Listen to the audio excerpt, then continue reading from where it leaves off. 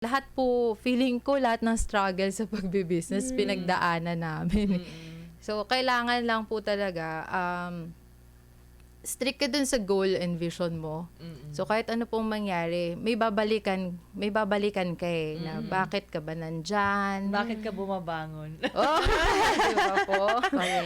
Para kanino ka bumabangon? Ayun! Ganon.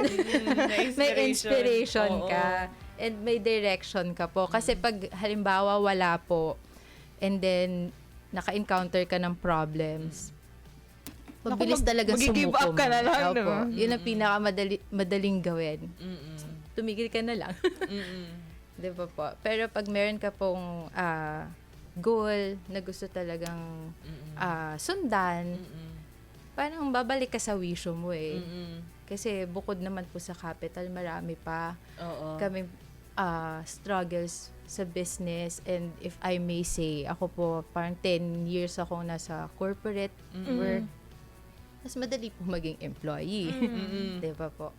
Pero pinili po namin itong gawin. So wala, parang there's no turning back. Yun na. Dapat kapit ka lang. Oo,